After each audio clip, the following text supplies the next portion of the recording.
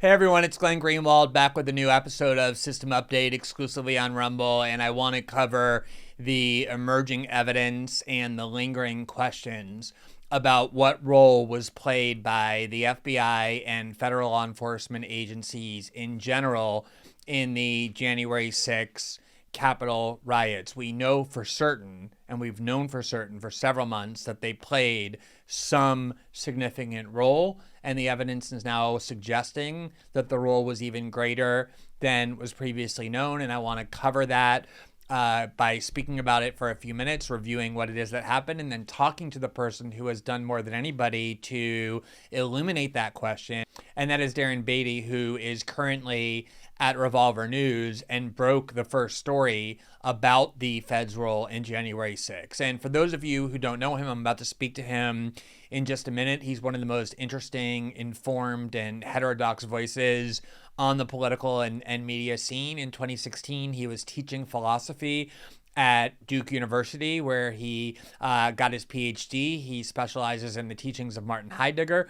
And then he became, once Trump won the 2016 election, a speechwriter in the Trump White House. In 2018, a controversy emerged where it was found out that he had attended a conference, which in the past had been attended by people who were called white nationalists, and not because of anything that Darren said, but simply by virtue of his presence at that conference. He was widely vilified by Jewish groups, by liberal groups, even though he himself is Jewish, as being a white nationalist, and the Trump White House fired him. But then in 2020, it appointed him to a 3-year term on a commission about America's heritage abroad. So he's technically still serving in the U.S. government under the Biden administration, but his primary focus is at this news outlet he created called Revolver News, where, as I indicated, he really did break the story, beat the rest of the media in reporting the evidence showing that the feds clearly played a role, some role still yet to be determined, in the January 6th events at the Capitol. Now, just to review what happened briefly before we talk to Darren, it was on June 14th of this year when he published the first story at Revolver, the headline of which was "Unindicted Co-Conspirators in January 6 Cases Raise Disturbing Questions of Federal Foreknowledge." And it reviewed the evidence demonstrating that the three principal right-wing groups that the FBI had blamed for coordinating and planning the January 6th protests, the Proud Boys, the Oath Keepers, and the Three Percenters, all clearly have FBI infiltration, FBI presence, and from other law enforcement agencies as well, deeply embedded in those groups, making it extremely unlikely, as he said, if not impossible, for the FBI not to have had at least foreknowledge of what was going to happen on January 6th, if not themselves participating in some way in its planning. Now, as I wrote about, once he published that article and then went on Tucker Carlson to talk about it, one of the few cable shows, of course, that covered it, it produced widespread mockery on the part of the liberal media, because the idea that an institution as noble as the FBI could ever do any such thing produced indignation on the part of these liberal corporate outlets that are complete servants to the security state. Here's just one example from Huffington Post days after the first article from Darren, which read, "Tucker Carlson and the far right want to recast January 6th as a false flag by the deep state," as though you have to be some kind of crazy conspiracy theorist to believe that the FBI would do that. And what was so amazing about that is not just that this is what the FBI did continuously throughout the first war on terror.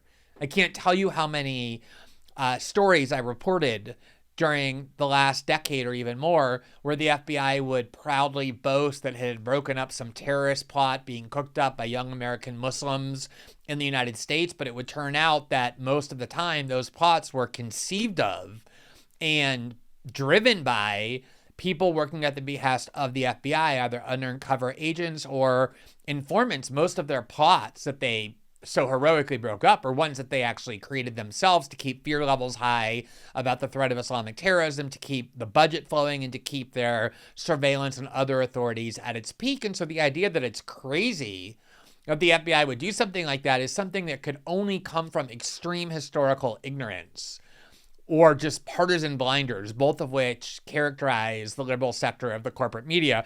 And what made their reaction extra baffling was that we knew for certain, because there was a lot of evidence going all the way back to October of last year from the Wall Street Journal that one of the plots that got a lot of attention, a right-wing plot, was the plot to kidnap Michigan Governor Gretchen Whitmer, which we were told was proof that these right-wing movements were so dangerous. But as we learned all the way back in October, you see the headline there, in Michigan plot to kidnap governor, informants were key. The FBI had its tentacles in numerous parts of that plot. And a few months ago, we learned from BuzzFeed, a really outstanding investigation, that at least half, if not more, of the key people behind this plot were people working for or at the direction of the FBI. So this is something the FBI has always done and has continued to do when it comes to right-wing extremism. And there's ample evidence to make us wonder how extensively they were involved here. Now, in a lot of ways, Darren's reporting became vindicated by what happened last week, which was this article published by the New York Times, the paper of record, that read, quote, "Among those who marched into the Capitol on January 6th, an FBI informant." So we now know from the New York Times that at least one of the people entering the Capitol was someone who was working as an informant for the FBI, specifically a member of the far-right Proud Boys. He was texting with his FBI handler during the assault. So the New York Times went out of its way to try and say, look, that guy who was the FBI informant didn't know about any coordinated plot. And there was an article a few weeks earlier that appeared from Reuters, which also undermined the prevailing liberal narrative by saying the FBI has searched but found no evidence of a coordinated effort to plan and plot the January 6th protest, that it was just something spontaneous. Not very good for the narrative that this was some kind of scary, well-plotted insurrection. So it really leads to the question, why is Reuters suddenly busting this liberal narrative? Why is the New York Times admitting what you just, as I showed you, the liberal media outlet claimed was a crazy conspiracy theory that the FBI had its tentacles in the January 6th protest all along? And Darren wrote an article about the New York Times article that reads, New York Times confirms Revolver's claim of FBI involvement in January 6th, but what are they still hiding? And he asked that question.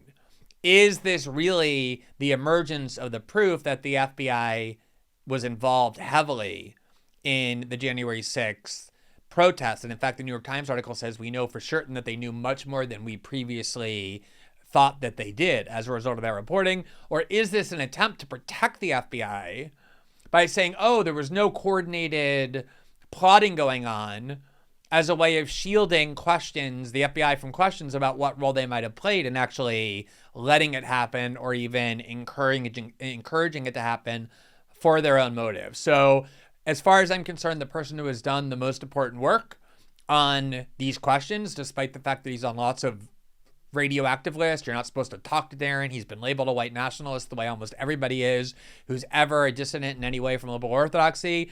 But nonetheless, for me, he's done the best work. He's the most knowledgeable about this case. And so I found the discussion that I had with him that I'm about to show you, not only on this question, but also on the broader questions of what's happening with ideological divisions in the United States. Is there really a shift in what is considered the left and right? Is there an opportunity for a union between right-wing and left-wing populists? How did Trump change the political discourse? All questions we also explored to be really interesting. So I hope you enjoy it and find it as informative as I did. So now I'm delighted to welcome Darren Beattie. Darren, thank you so much for taking the time to talk to me. It's great being here. Thank you.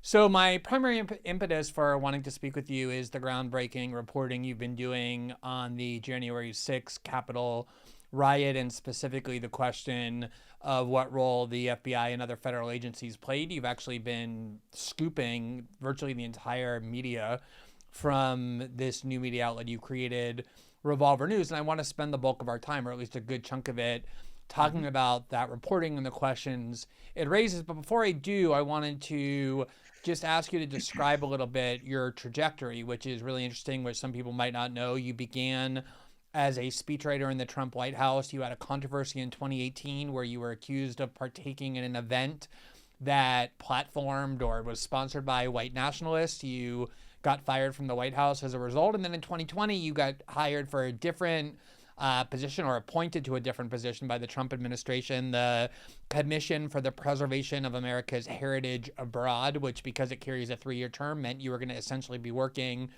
into the Biden administration. But just to kind of underscore how radioactive you were in the eyes of some, the New York Times, when it reported on your appointment in 2020, headlined the article, quote, "Jewish groups denounces White House pick for Preservation Commission. Darren Beattie was fired as a speechwriter in 2018 for attending a conference with white nationalists. This week, he was appointed to a commission that helps preserve sites related to the Holocaust," of course, implying that some Aryan white nationalists shouldn't be on that kind of a commission when, in fact, you yourself are Jewish, and as you say, proudly so. So for those who aren't familiar with that trajectory, just if you could summarize a little bit what it is that brought you to the Trump White House, what happened with this mildly notorious event, and what is it that you're doing now? So yeah, my original background is in academia, in mathematics, and in political philosophy. I was a scholar of the German philosopher Martin Heidegger and was a professor of political theory at Duke, and actually made friends and distinguished myself by being the only non-tenured full-time academic in the country to have publicly supported Trump's candidacy. And so that basically constituted something of a performative resignation letter. But I was in a position to move from academia into the Trump White House, where, as you mentioned, I got a position as a speechwriter. I went from writing on the implications of Martin Heidegger's theory of mathematics to writing the turkey pardon for the presidential turkey pardon, which was kind of an interesting transition. And it was very an interesting experience, to say the least, being in the Trump White House and writing speeches. And as you say, I was the subject of an interesting controversy. The entire press descended on it and reported that, oh, I had attended a conference that was also attended by white nationalists, which was a ridiculous guilt by association smear.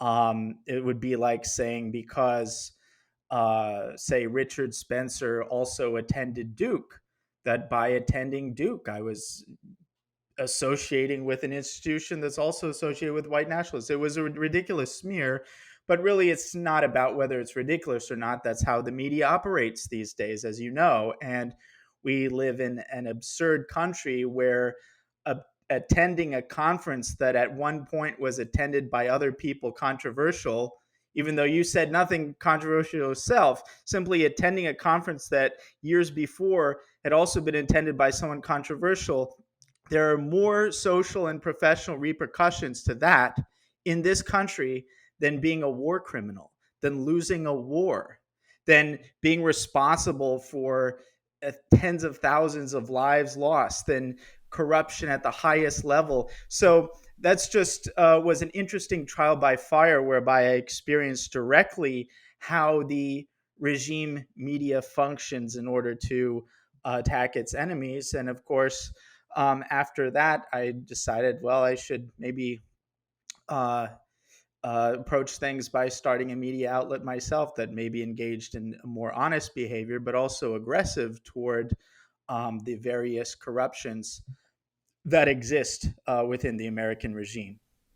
It's really fascinating how effective these smear tactics are, even when they have no substance to them. I know every time I've mentioned your name in connection with the reporting that you've been doing, that has been really great reporting, huge numbers of people instantly condemn me for having cited your reporting on the grounds that you're a white nationalist. But if you ask them to cite even a single utterance of yours that could be construed as support for white nationalism, they'd be incapable of doing so. I mean, it's something like, it's kind of occurs by osmosis. There's a clip where Barry Weiss, who oftentimes tends to be, a kind of careful commentator, went on Joe Rogan's show and said, when Tulsi Gabbard's name came up, that she was a lackey or a stooge for Bashar al-Assad. And Joe Rogan loves Tulsi, had her on his show numerous times, said he would support her for president, and he challenged her, and he said, what do you mean by that? Well, what examples can you give of her being a stooge for Assad? And Barry White said, what do you mean? Everybody knows that. That's common knowledge. Right. It's just something that once that a label gets attached to you, sometimes people's critical faculties get turned off. So let me just ask you, I didn't know that about you. You're that distinction of yours being the only academic or one of the few prominent academics to support Trump. When you did that in 2016, what was the reaction from fellow faculty members, professors, students, administrators at Duke? Well, it was there was certainly a reaction, although it wasn't as irrational and intense as maybe one would expect. I think to a certain degree, I did have respect of colleagues and students alike, and I think maybe part of what helped was I wasn't just the only non-tenured full-time academic in the country to endorse Trump. I was the only professor at Duke to have correctly predicted the outcome of the election, and I think that scandalized people in some ways even more so than the endorsement, but it also um, I think garnered some degree of respect. And also, my position originally, I was attracted to some of Trump's immigration policies, but I was probably more enthusiastically attached to his critique of the national security state, especially when juxtaposed with Hillary Clinton. And a lot of those arguments are pretty difficult to get around. So it was a mixed bag at Duke, but of course, being that unconventional, being that eccentric, it used to be that academia was a place for eccentric people who like exploring big ideas, who might be outside of the box a little bit. But that's unfortunately not what academia is anymore. It's become an extension of um, the HR department in corporate America with all of the blandness and mediocrity that suggests. And so it's really not a hospitable environment for anyone who's kind of outside the box or eccentric. And so for that reason, it was basically time to leave. And what better thing to do than to try my hand in the White House as a speechwriter for the President of the United States. And so I thought Absolutely, that yeah. was a good opportunity. Yeah, so I think sometimes it's people don't fully appreciate how homogenous uh, opinion and ideology have become at America's leading academic institutions. There was data out just this week, in fact, about I think the freshman and sophomore classes at Harvard that demonstrated that something like 85 or 87% of the student body for those 2 years supported Joe Biden in the 2016 election. And the Green Party candidate, Howie Hawkins, had even more support among that population than Donald Trump did. Something like 90% or 88% support Black Lives Matter. Just an overwhelmingly, almost entirely population of people who adhere to liberal orthodoxies in an institution that's designed to test ideas and to allow them to conflict with one another as a Right. means of finding truth. So let me talk to you about the work you have been doing in journalism, really, since you left the Trump White House, and specifically the work you've been doing on January 6th. It was June 14th, so I guess about 3 months ago, a little bit more so, that you published your first article at Revolver News that really, in a substantive and well-reported way, raised real questions about what role the federal government had in those January 6th attacks or protests or riots, whatever term you prefer, that they weren't just the passive victim. They were, at least agencies had forehand knowledge of it and foreknowledge of it, and perhaps even participation. That article was headline "Unindicted Co-Conspirators in the January 6th Case Raised Disturbing Questions of Federal Foreknowledge." And the article explained, quote, certain elements of the federal government not only had foreknowledge of the events of January 6th, but that some senior members of the major militia groups blamed for the so-called insurrection. And I think the groups were the Proud Boys, the Oath Keepers. What was the third one? 3%ers.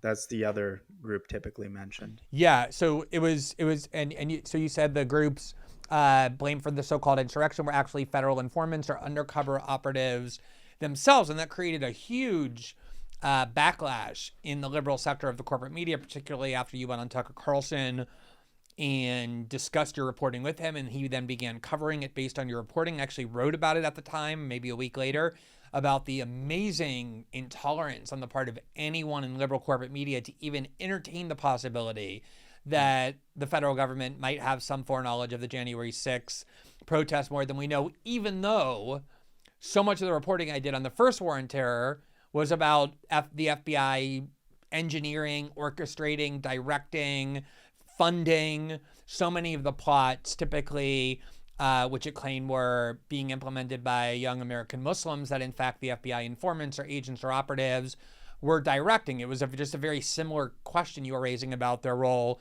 in the January 6th plot. And now, lo and behold, on September 25th, we have the paper of record itself, the New York Times, out with an article headline, quote, "Among those who marched into the Capitol on January 6th, an FBI informant."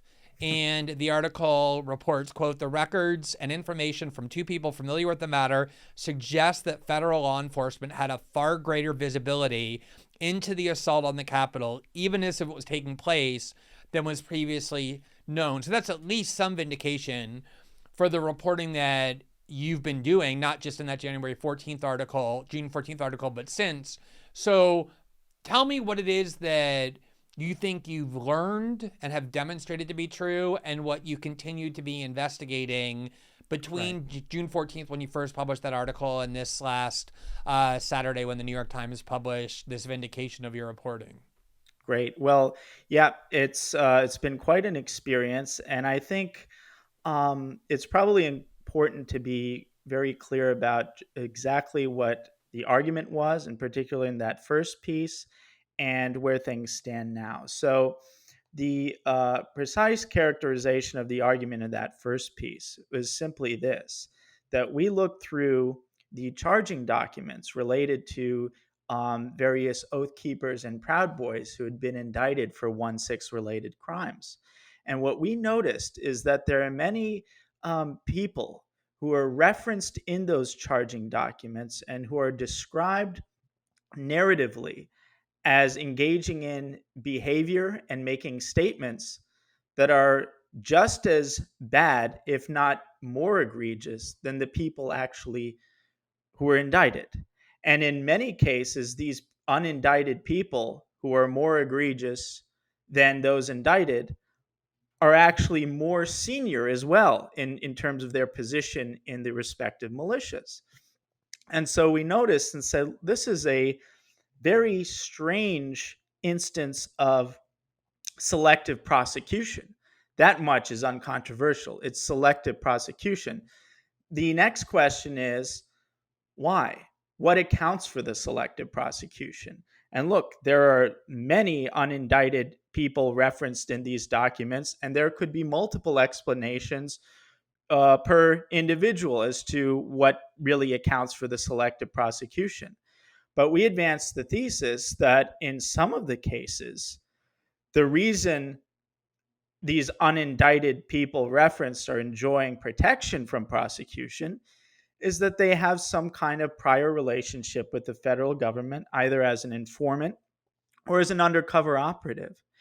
And the broader context of this thesis laid out in this original piece, we also referenced the Michigan plot, which you don't need to go back to the entire history of how the FBI uses informants. You just need to go back a couple months before the so-called storming of the Capitol.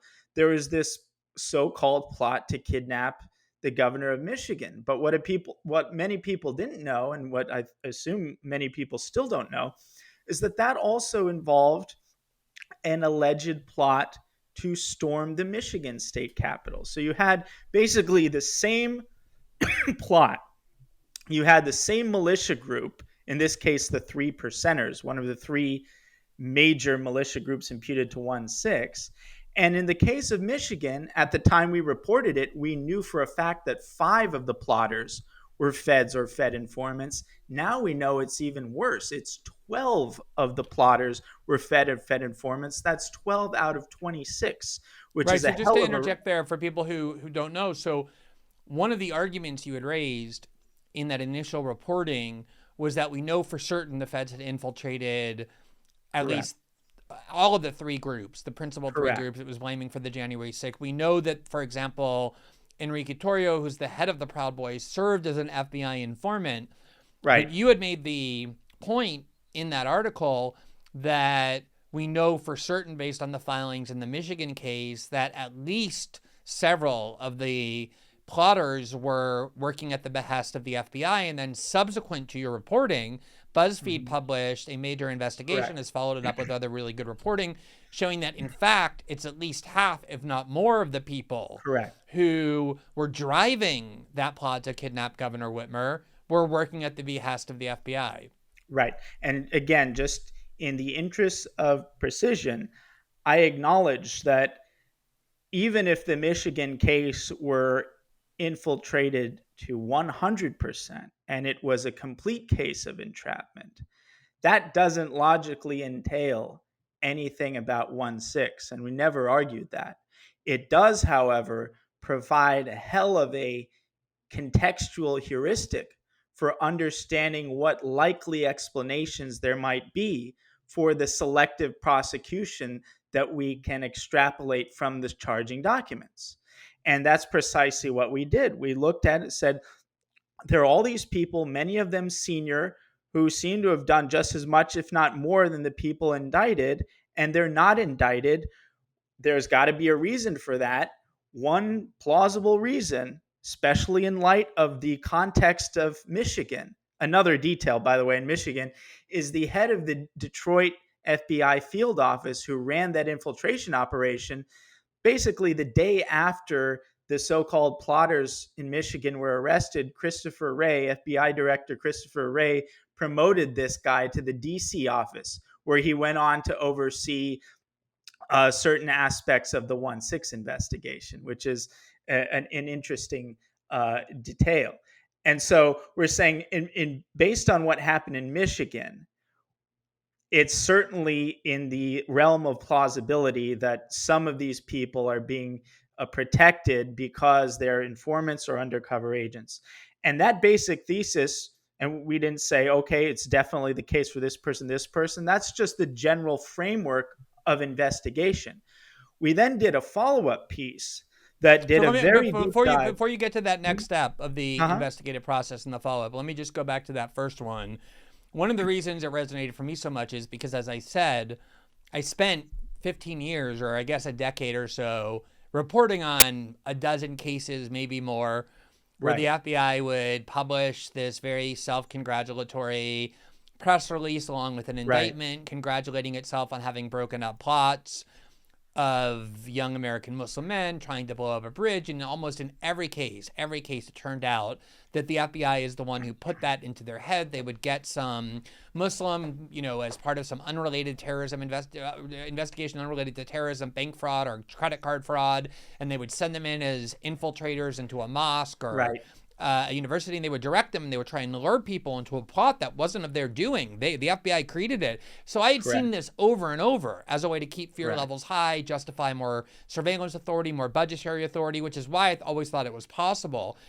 But the two arguments, as you know, that were marshaled against that original thesis, and Mm-hmm. as we know, there's more evidence, not just from the New York Times that I referenced, but what we'll get to in a minute in your follow-up investigation, was one is they seized on this kind of semantic error that I think was more made by Tucker Carlson than by you, which is that your argument rested on the theory that there were referenced in the indictments unindicted co-conspirators, and the speculation was, well, those unindicted co-conspirators who played a really big role aren't being prosecuted, they're unindicted, and Right. therefore that may mean that they're working at the behest of the FBI, and people pointed out, no, that's impossible. If they were working at the behest of the FBI, by definition, they wouldn't be co-conspirators because they didn't have the requisite intent, and that was a kind of small error that people seized on to try and discredit the reporting. So I want to ask you your response to that, and then also the other possibility that was raised, which is, I think, cogent, that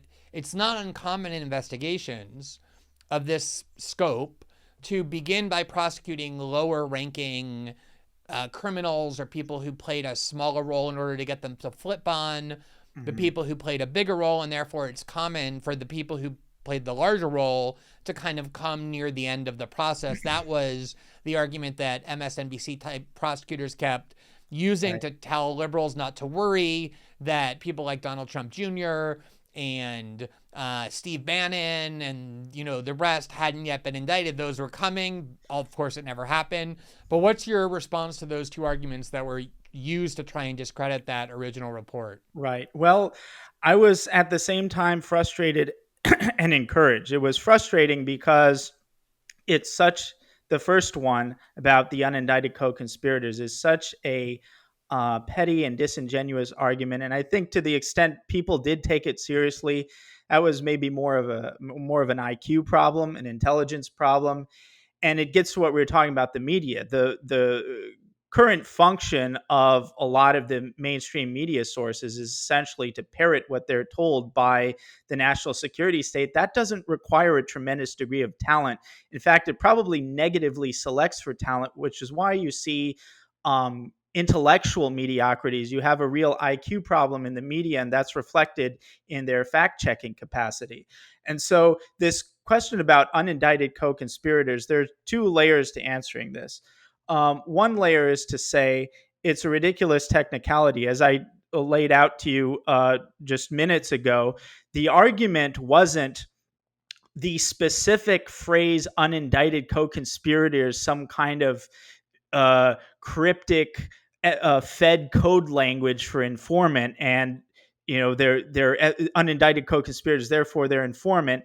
And it's not, it doesn't hinge on that specific phrase. It hinges on the substantive referent of what an unindicted co-conspirator means. In this case, it's the persons referenced in the charging documents who were part of the narrative, certainly, who are unindicted.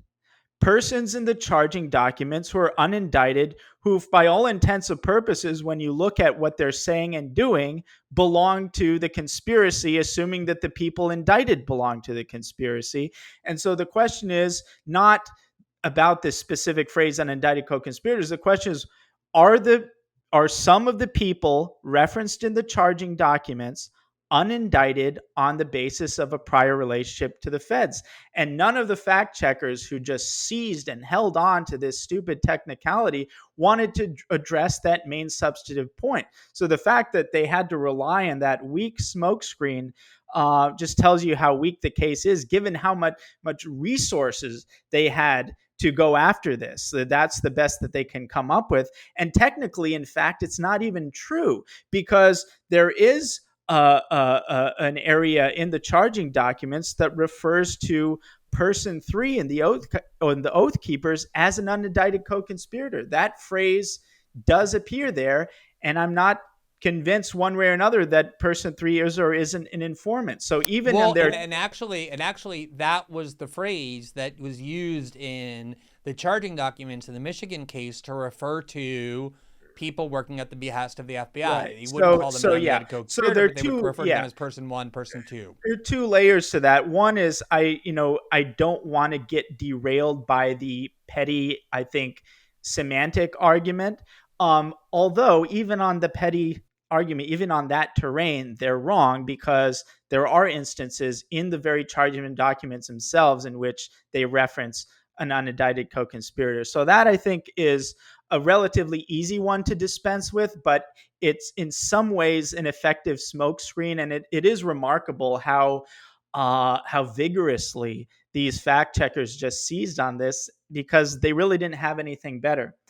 As to the second point, in some ways, that's a more interesting objection. It says, well, of course, the bigger people aren't charged yet.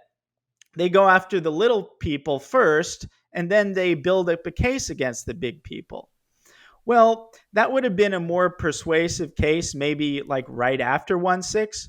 We're like 8 months into it, for one. And secondly, what we see is actually the reverse of this. What we see more than anything in how these cases are prosecuted is a reverse RICO structure, whereby instead of going after the little fish to build a case against the big fish, what they've done is they've thrown all the minnows in prison. In many cases, they've thrown them in prison under harsh conditions. They put minnows in prison for insignificant infractions related to 1/6, and you have the big fish still swimming free.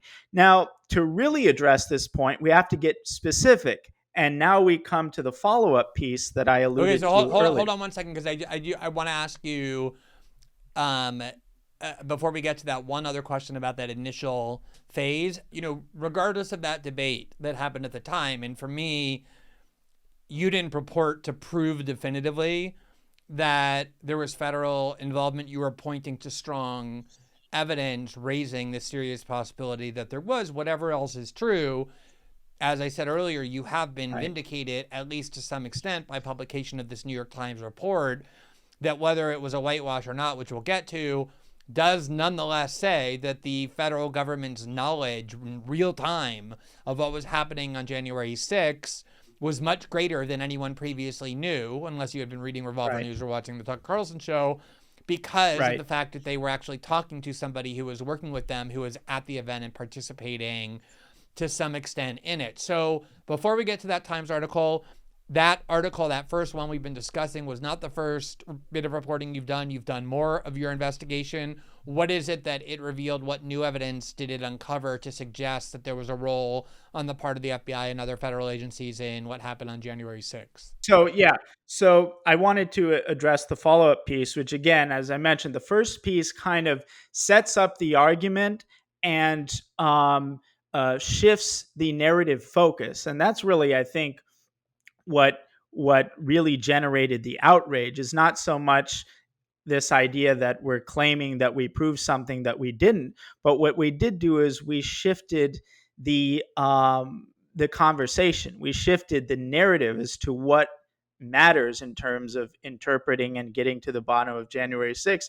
And we shifted it to precisely that one point, that the regime and the authorities and the national security state does not want that to be the narrative. They would have much preferred the stupid narratives that had existed before, also on the right, this idea that, it's, Antifa infiltrators and stuff like that. Once it gets into, okay, what's the extent of the Fed's involvement, then it really touches some sensitive spots. So that was just setting up the narrative and setting up the basic structure of what the argument would look like.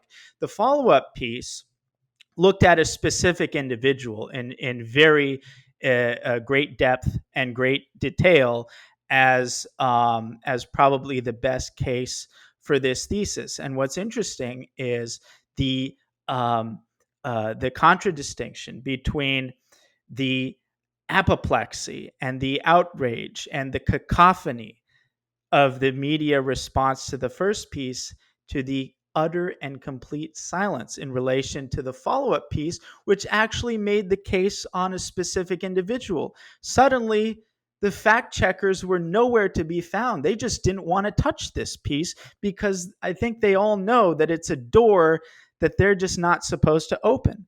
And this all pertains to the founder and the leader of the key militia group, the key boogeyman militia group imputed to all of the scary insurrection-y type stuff that allegedly happened on 1/6, and that's the Oath Keepers. The founder and head of it is called Stuart Rhodes, and he's referred to as Person 1 in the charging documents. And what we really exposed is the incredible degree of protection that he seems to enjoy from the federal government. It's 8 months in, and he hasn't been indicted for anything, the founder and leader of this group. And it's not Revolver's subjective opinion that he could be indicted. In fact, the feds use the leader and founder of the Oath Keepers' statement and actions to constitute a conspiracy that they use to incriminate his underlings. There's a specific person, Thomas Caldwell, who is a 60-something-year-old disabled vet who was rotting in prison for a while. Thankfully, he's out on bail, but they're throwing the works at him. The feds went into his house, put a gun on his wife, took everything, the whole works. And when he tried to get out on bail the first time, the government said, no, he's too dangerous to even get out on bail. But when you read the government's argument as to why he's so dangerous, and you read the government's charging documents against him, they talk about this conspiracy that he was involved in. But it's astonishing that the evidence that they cite for the conspiracy consists almost entirely of statements and actions by person one. The head of the Oath Keepers, not this guy. So what's remarkable is you have the feds using the statements and actions of the big fish to incriminating the little fish. This isn't the RICO structure. Everyone says, oh, why aren't they going after the little to get to the big? They can already indict the big fish based on the theory stipulated in their own charging documents that they target to the underlings. And so what we have is a reverse RICO structure where the big fish swimming free while the little fish are charged, and the government attempts to deny them bail even on the basis of the statements and actions by the big fish. And what's perhaps even more astonishing than the complete lack of indictment for this founder and head of the Oath Keeper after all this time is the almost total absence of anything resembling the type of search you would expect. And keep in mind, someone doesn't even need to be the subject of an investigation for the feds to search you. And what is the full extent of the feds' search as far as we know?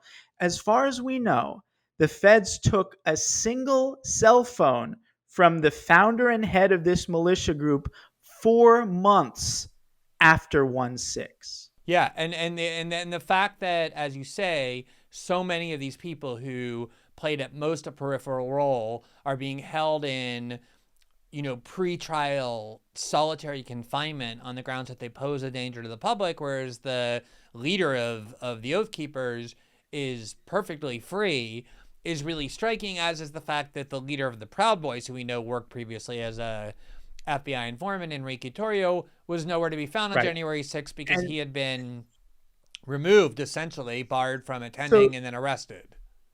Just to wrap this point up a little bit, I think the lack of indictment, it's, and people say, well, how do you know there's enough to indict him? Well, the government's own documents use his behavior and statements to indict other people. So the lack of indictment is pretty remarkable given the standard of indictment that they've used to prosecute the little fish.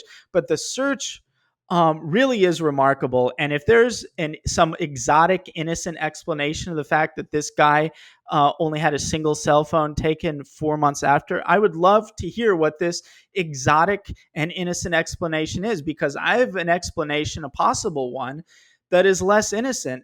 And this gets directly to the New York Times piece, and it gets directly to the Michigan case.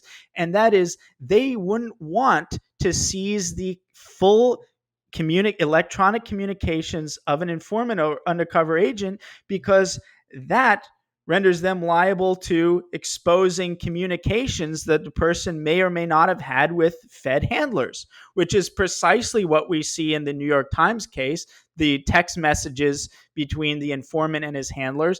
And text messages between informant and the handlers is part of what blew wide open the Michigan case that we've been talking about. So from the Fed's point of view, they want as little communication seized as possible, because ultimately they're legally required to turn over all potentially exculpatory evidence to the defense, so that the less they have, the better for them, because they don't want to be in a position where they've collected all the communications of someone who is an informant or even undercover, and then they're required to turn it over to the defense, and you get a potential entrapment case. That's my best explanation. Along with public disclosure about their relationship. That's my best explanation as to why they wouldn't take the founder and head of this militia group that they've all built up to be this boogeyman, and he wouldn't even need to be the subject of investigation. They wait 4 months to take a single cell phone, especially when you contrast that with how they've searched other people. Right. So time will tell whether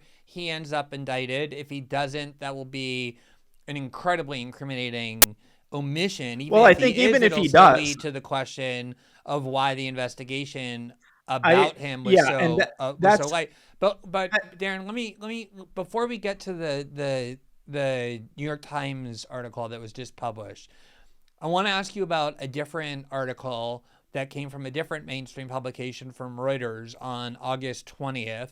One of the reporters was Mark Hassenball, who I know well. He's very well connected to a lot of permanent security factions and the like in DC. He's done a lot of reporting that turned out to be valuable and truthful, yep. but he's definitely an insider kind of reporter.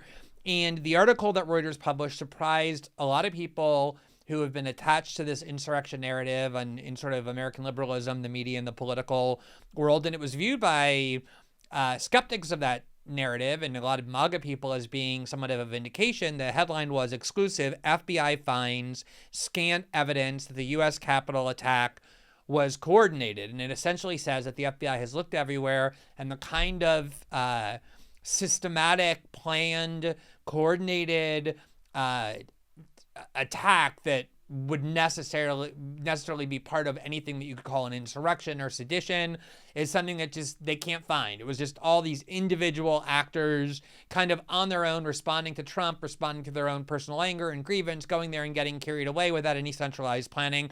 That does certainly disturb the narrative, the central narrative that we've heard since January 6th, that this was the greatest threat to the American Republic since the Civil War and the like. You, however, have been a little bit skeptical or raising concerns about what the actual motive might be for this narrative now being disseminated. Oh, don't worry, there was no central planning. So what is your view of that Reuters article and this sudden appearance of this counter narrative that does, at least on the surface, seem to subvert the prevailing liberal narrative about what happened? Right. Now, I think I have a compelling narrative on that explanation for that, which I want to get into. But I really want to just say one last point about the Rhodes issue and what it would mean should he be indicted. One of the informants in the Michigan case, a guy called Steve Robeson, who is a head of a local 3%er militia chapter. It came out. It's actually the parallels with Rhodes are kind of interesting. Like Rhodes, he hadn't been subject to anything resembling a real search. Like Rhodes, he volunteered himself to talk to the FBI for 3 hours. Is that someone really under investigation would do? And it turns out he was an informant, and he ultimately did get charged, but for something separate. And so, and there are various reasons for that. They want to sort of cordon him off and put him in a position where he can't testify in the main trial of the other defendants. So I just want to be very clear that should Rhodes be indicted tomorrow or at some point in the future, I don't think that refutes the position at all. The question would be, why did it take this long for them to indict him? Why did it take this long for them to search him? What is the indictment? And are they putting him in a position where he's just not at liberty to basically be legally required to disclose whatever relationship he may have had with the feds? Another interesting scenario is this reporting itself changes some of the dynamics. If we're able to put enough pressure and people ask, why the hell isn't this guy indicted? There might be some kind of necessity to do a sort of wrist slap sort of thing. And then it creates an interesting kind of strategic back and forth whereby if Rhodes is worried that, oh, they're indicting me, I thought we had an agreement. There are cases like this where the informants say, okay, you know what? If you're forced to indict me, I'm going to squeal. So one interesting possibility is perhaps as a result of pressure from this reporting or other reasons, they end up indicting him in some separate thing.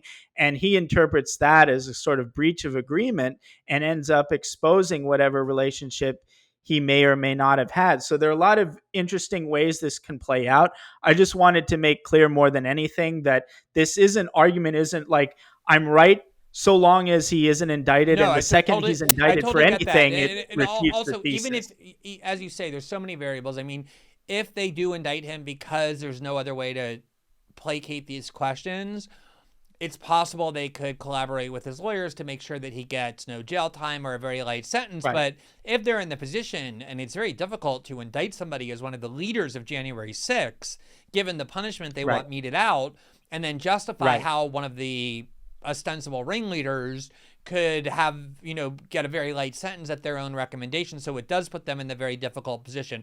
So let me now Right. just ask you about that Reuters article, because Yep. it is Yep. striking to Of me, course. Darren, that, usually once you get a narrative that's this central to liberal orthodoxy, like with Russiagate, you get almost no reporting that disturbs the narrative from liberal outlets. And yet here we have two of the biggest corporate outlets, Reuters and the New York Times, in succession almost, both publishing articles that call into question the narrative. So what did you think about that Reuters article that said So that there's no here's coordination? here's here's my theory, and it's actually kind of an interesting analog to the possible sort of strategic interplay that might occur between Rhodes and the Feds. And that is this is really gets back to the very beginning of the seminal revolver piece that opens up with Amy Klobuchar inquiring to FBI Director Christopher Wray about informants, but doing it in a very kind of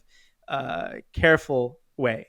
She formulates it in this fashion. She says, Director Wray, don't you just kick yourself that you didn't have any informants there? Don't you just kick yourself that you didn't have any informants and you weren't able to stop this in advance?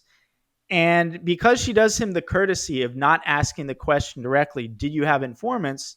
He easily sidesteps it.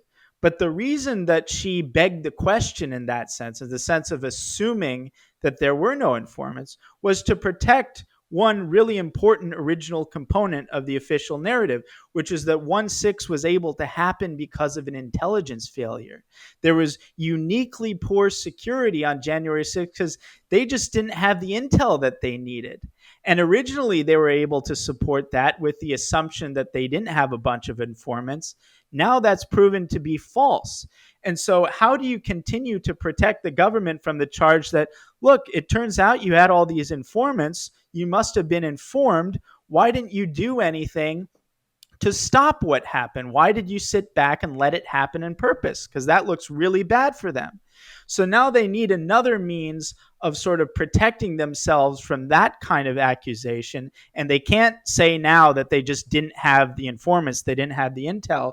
So now I think one of their only outs is to say, well, you know what? After all, there wasn't so much foreplanning. There wasn't a lot of foreplanning. It wasn't really this conspiracy in advance. It was more just sort of a spontaneous eruption of crowd psychology, because if there was no foreplanning on the part of the insurrectionists, there could have been no foreknowledge by the feds. And if they had no foreknowledge, they're excused from these charges of why didn't you do anything to stop it?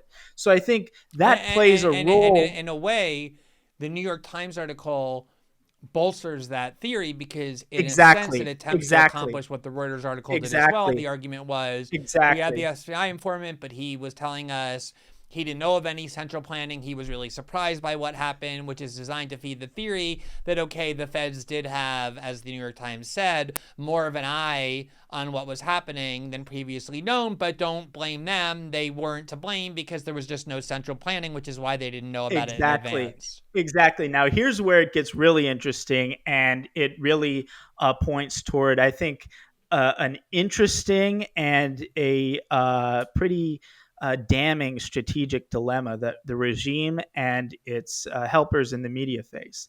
And that is this: that the Fed's new approach to salvaging themselves and covering their downsides by saying they had no foreknowledge, they can do that. And they're trying to do that by massaging the narrative in the media through their various proxies. But to the extent that they do that, that comes at the expense of another major feature of the official story, namely that it was a conspiracy, namely that it was pre planned. You need the conspiracy and the pre planning to sustain the narrative that 1/6 is the new 9/11, and therefore we should use it to justify this domestic war and terror. In fact, the conspiracy and pre planning case is the basis of the prosecution in all of the Oath Keepers cases, in the Proud Boys cases, the pre-planning and conspiracy is in fact the basis of the 1-6 Commission itself.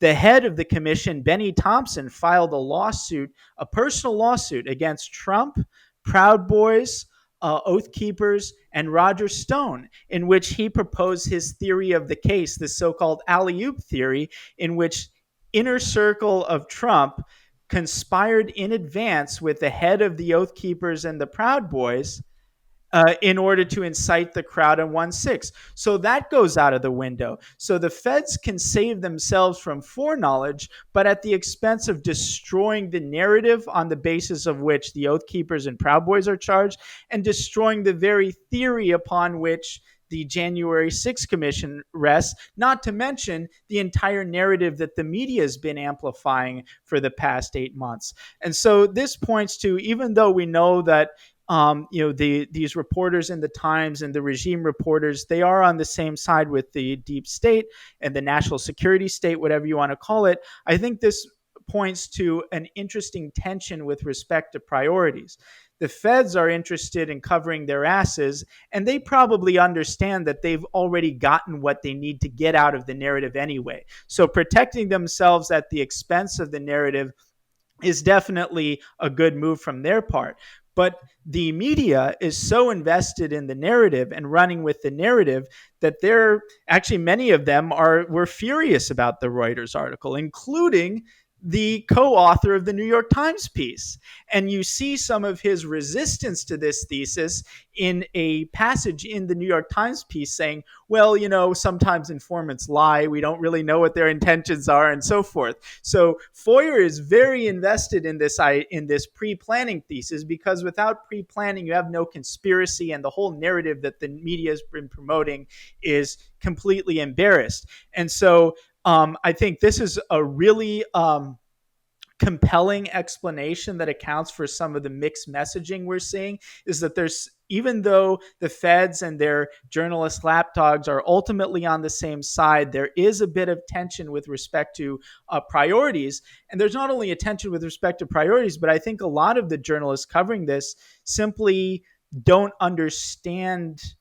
They're not really as cynical with respect to the feds as maybe we are, and maybe they don't even fully appreciate the icebergs that await this Titanic narrative that they insist on running with.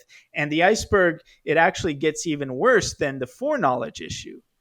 As we were saying, the real elephant in the room is not just that, the feds knew and did nothing to stop it. The elephant in the room is that the senior people whose actions and behaviors constituted the conspiracy were actually working with the government. All right, so let me interject there, because that's actually that's the perfect segue to the question I wanted to ask you, which is, you made reference earlier to this attempt to equate January 6th with 9/11. There are a lot of Democrats who have made that argument. Some have even said they think January 6th is worse than the attack that caused the death instantaneously of 3,000 Americans. But leave that to the side. The narrative sort of is intended to equate the two in terms of the trauma, the seriousness, the gravity, the threat to our way of life. And the reasons for that are obvious. The attempt to equate it, as the most obvious of which is that it was 9/11 that spawned the first war on terror and justified this massive increase in budget and power and everything else that the government wanted for 20 years. And now they're trying to do that domestically on U.S. soil and need January 6th to have that same kind of gravitas. Right. But the other similarity is that the narrative is very similar. So when 9/11 happened, the question that was raised is very similar to the one you're raising, one of the ones you're raising, which is, look, you spend, $70 billion a year on intelligence that has really no purpose but to attack plots against the United States. And here you have this immense plot that was, cooked up by people in multiple different countries, including ones that you have close surveillance on, European allies and the like. How is it possible that you weren't able to detect that? And the argument that the U.S. government made at the time was very similar to the one they make about January 6th when you ask them that, which is, well, we just didn't have the intelligence, right? That they created theories about they failed to connect the dots. There were walls between what the FBI could learn and what the CIA could learn and what the NSA could learn. They had a whole kind of theory that was necessary to explain how could it be that a plot of that magnitude evaded the detection of this sprawling, massive surveillance state that had been created already prior to January, to the 9/11 attacks. And for people who were questioning what became the official narrative, they all got kind of grouped into this label that was designed to make everybody instantly dismiss what they had to say as crazy conspiracists. They're called 9/11 truthers, right? Anybody who even has a slight doubt about the official narrative, what happened on 9/11, gets smeared with that label. And that 9/11 truth theory spectrum has a really wide range of views. So it could be anything from, I think Bush and Cheney actually planned 9/11 because it would increase their popularity. They flew the planes. Right. They flew the plane. Right. Or they detonated the buildings, all of that. It could mean they had foreknowledge of it and purposely did nothing to stop it because they wanted it to happen because they knew it would be good for their profits and power. We do know that there were memos floating around in the summer of 2001 warning of an attack like this. So it is true that they had an ability to learn of it. Maybe they learned of it, say these theories, and purposely let it happen. Or maybe it was just kind of government negligence. Like they had reason to know, but just through the sheer size and ineptitude of the U.S. government bureaucracy, they just didn't pay attention, and they wanted to cover their tracks by claiming they didn't have the intelligence. I know you don't purport to have the definitive answer, but everything that you're saying and all the reporting you're doing points to, as you kind of just alluded to, the possibility not just that they had foreknowledge and knew more about it than we knew, but that they might have actually in some way egged it on by having people they were directing and had leverage over who they encouraged to cause this to happen. Where on this spectrum, like what is your best theory, informed theory at the moment, with the caveat that you're not purporting to know, about what the FBI's motive was? Do you think they planned it? Do you think they purposely allowed it to happen? Or do you think it was just they had foreknowledge and through negligence didn't do enough to stop it? I guess, and it's an interesting question. It's hard to answer because even within the FBI, it's not a monolithic institution. I think these types of operations do happen. They happen on a pretty intensely compartmentalized basis, and they happen actually. I wouldn't be surprised. And again, this is in the realm of real speculation, so I'm not holding this to the standard of the actual reporting that I can stand by. This is just sort of stream of consciousness speculation. But my sense is that we might actually have organizations that are not just the FBI. My sense is that Army counterintelligence plays a greater role in these types of operations than people generally understand, and also the Joint Terrorism Task Force. So I don't want to limit attention to the FBI. I think that again, and this is not something just out of nowhere. The feds have been kind of infiltrating and subverting all kinds of movements going back quite a while. And in fact, it's interesting that Merrick Garland is the Attorney General because he's associated with the Oklahoma City bombing. And the Oklahoma City bombing, of course, in the aftermath of that, that's what was used to sort of crush the militia movements that were growing in the 90s. And so I think like the real answer to that is just most people have no inkling of just what extent the national security apparatus is involved in our politics, is involved in all different groups that are political groups, that are involved in the media and so forth.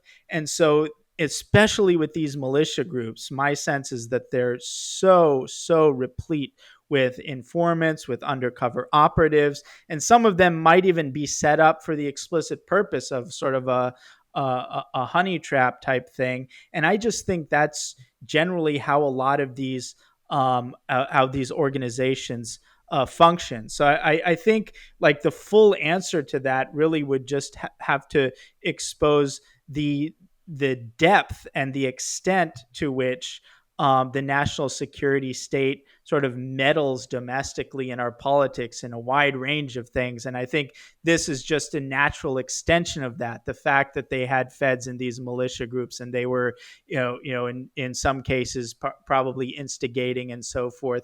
That's just an extension. That wasn't like, oh, they did this just for 1/6. I think that's basically a continuous reality within our politics going back a long time. Yeah, we saw this recent event that bore the title of Rally for Justice for the 1/6 defendants, and the MSNBC and CNN, Washington Post, New York Times, Axis were promoting this hysterically as the latest scary MAGA event that was coming to threaten our domestic tranquility. Homeland Security was issuing warnings about it.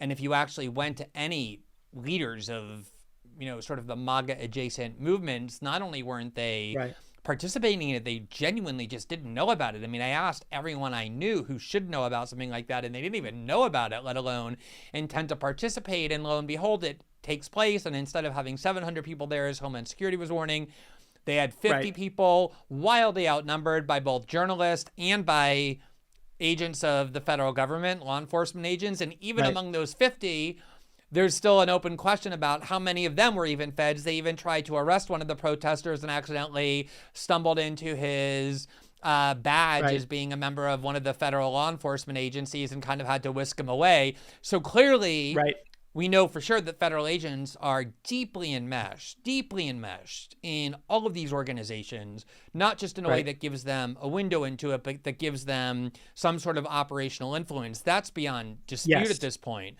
For sure. So, so about that, I just want to kind of shift gears a little bit, but also connected to this, to talk about the politics of it, because this is one of the things that really fascinates me. So we spent now an hour talking. You're somebody who actually worked in the Trump White House. As you said, you were one of the few or only, kind of full-time professors who endorsed Donald Trump in 2016. I've spent my career, being widely perceived as being on the left. And yet here we are talking about some of the weightiest and most consequential news events of the last year. The FBI, the January 6th assault, the role in our domestic politics of the deep state, and find a huge amount of common ground. And oftentimes people attribute this weird kind of what seems like an ideological shift among where people are positioned in the political ecosystem to one cause and one cause alone, which is Donald Trump. That he came and just kind of scrambled everything by seizing control of the Republican Party, by railing against Reaganomics, by running against the Bush and Cheney wars and the war on terror approach and regime change, and just saying so many things that used to be unspeakable in Republican politics, and even including rising taxes on the rich and protecting social programs.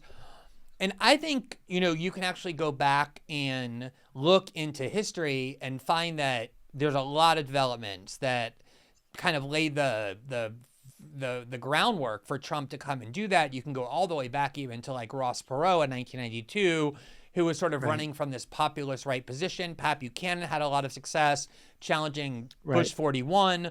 I think often underestimated is the success that Ron Paul had in going to places like Iowa and South Carolina and warning about the evils of imperialism and calling it that, and the drug war and all sorts of things that seemed anathema to it. So you see this kind of division, this splitting off between large parts of the right and the kind of like Mitch McConnell, Paul Ryan, Mitt Romney, Republican establishment. And, for my own career even, a lot of times people say, wow, you've had this radical shift. I mean, if you go back and look at, my original writing back in 2005, 2006, when I first started writing about politics and was focused on the war on terror, the first paid article I ever wrote, when someone actually paid me to write an article that I wasn't just on my blog, was for American Conservative, the paleo conservative magazine started by Pat Buchanan, where I wrote about things like the excesses of surveillance back in 2006, executive power abuses, obviously just the war on terror in general. When I released my first book, the first two organizations where I went and spoke were the ACLU and the Cato Institute about the abuses of executive power. So you can find these kinds of, obviously, the Snowden reporting was neither right nor left. It made a lot of people on both the right and the left angry, but also found a lot of support on both. So you can see this ideological scrambling, I think, for a long time, both in Mhm. what was happening to the Republican Party, what was happening to the Democratic Party. But I want to ask you your view of that. I mean, do you view this kind of ideological scrambling or realignment, however you might describe it, as being caused or accelerated by Trump? Did he just reflect it? And what is it that you're seeing about the fact that you can start off the interview by saying what attracted me to Donald Trump were his challenges to foreign policy orthodoxies? And what you mean by that is not that he wanted to start more wars, but that he wanted to start less or eliminate regime change wars or challenge the deep state, something that was previously, at least as people perceived it, contrary to Republican orthodoxy. What is it that you think is going on with this right-left division? Right. No, it's a great question. And I just was processing and kind of figuring out on what dimension I should answer it, because it really can be answered on different levels of kind of sophistication. Right. Actually, I actually Uh, thought momentarily about ending our discussion with the 1-6 stuff and just doing an entire new discussion devoted to this topic. And maybe we should, but let me, for the moment, since I yeah. asked, hear your Yeah. answer. So I think ultimately it comes from the nature of the regime itself, or how the regime, in this case, the United States, what I sometimes call the globalist American empire, how the regime has crystallized post Cold War. I think that there's something essential about the nature of the power structure in the United States, how it projects power overseas, and increasingly how it wields power domestically. That's a weird and kind of unanticipated and mostly uncategorized synthesis of what we now colloquially refer to as woke politics and other traditional mechanisms and structures of state power. And in fact, you had a piece a while back that incidentally I referenced in the Mencken talk, which was ultimately the cause of my demise. I referenced your You're piece, not going to blame me for and that, are you? no, but the piece I did mention it, and I actually assigned the piece reading in one of my courses at Duke, and it was a piece, I forget the title, but it had a picture of the GCSQ, the GCHQ, the NSA of the UK. Right. It had it illuminated in the The rainbow flag. gay pride, and you were sort of saying this is a bizarre spectacle. We have this in picture form. We have this symbolic representation of what we all know to be this new regime type. This new regime sort of outing itself is this weird synthesis of, again, for lack of a better term, a woke politics and its merger with traditional structures of power, whether it be financial institutions and also national security power, the military industrial complex. And because I think that merger is really part of the essence of the regime, it makes sense that the enemies of the regime will be genuine critics, and those would fall on both sides. Critics who think that the use of the woke politics somehow sullies the more pure and correct critiques of the national security state. People on the right who don't like woke stuff and sort of transition from that to national security state, and then more sophisticated people who understand that these two things are both part of the essence of the regime. And so, with this consolidation on the regime level, you have an increasing intolerance for anything that steps outside of that. And in fact, you have broader and broader categories of dissidents or untouchables, and that those categories now include many who critique what this regime is, this particular regime type that I've described. And I think even you've been referred to, if not as a white nationalist, although you could be referred to that as a sympathizer for talking to me, but they have other terms like anybody who, for instance, criticizes the now, I think, pretty manifestly refuted thesis regarding the chemical weapons attack in Syria, those were conspiracy theorists. And so just as they envelop more and more people into these loaded categories of racist, white supremacists, they've really gotten conspiracy theorists to do a lot of lifting. And now they have this kind of catch-all term, disinformation, a bucket into which we're all thrown, which simply means they call Revolver News a disinformation outlet, where it's like this is the third time the New York Times is catching up to us, and we're the disinformation outlet. The disinformation means that we counter the narratives propounded by the regime. And the people who critique the national security state in a serious fashion, I think maybe the most profound and poignant example of this is Julian Assange. You see what happens to him. Anyone who's a real threat to that regime is going to be cast in one of these buckets: conspiracy theorists, white supremacists, disinformation agent, Russian agent, and so forth.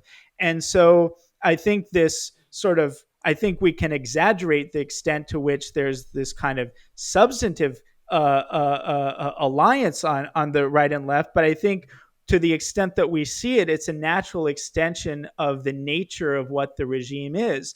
And people who criticize that regime are going to naturally be categorized, or they're going to fall into this sort of traditional or sort of anti-Wall Street, anti-military industrial complex left, and they're going to fall into the category of people like Trump, or what Trump seemed to represent. But I think a key to really understanding this is that it's not simply that we have all these institutions like the military industrial complex and Wall Street and so forth, and they just happen to become woke as a kind of fashion.